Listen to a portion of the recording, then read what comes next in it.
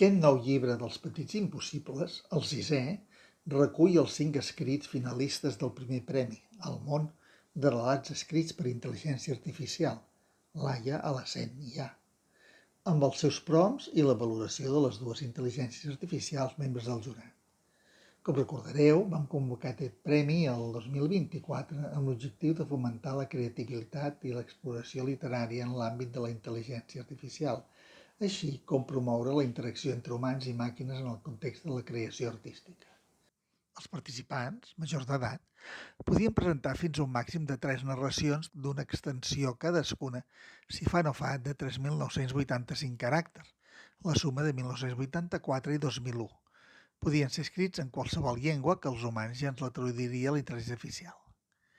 En el prompt, que s'havia d'adjuntar i que reproduïm, així com el nom del programa en què s'ha fet, havia de contenir les paraules Laia i Sen i A, que havien d'aparèixer en el text. Com més elaborat era el prompt, les instruccions a la intel·ligència artificial, millor hauria de quedar.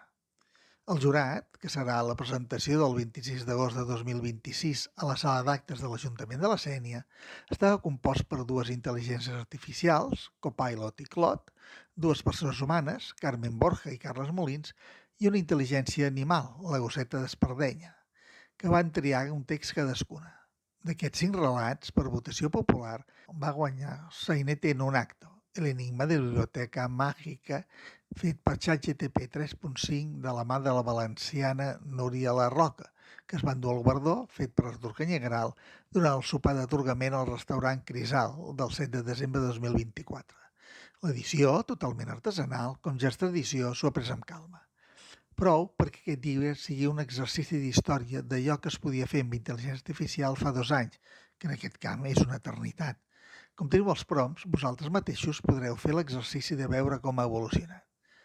Ara, que tanta gent de la cultura està molt nerviosa amb la intel·ligència artificial, nosaltres hi continuem treballant i reflexionant, que se suposa que hauria de ser una cosa prou humana.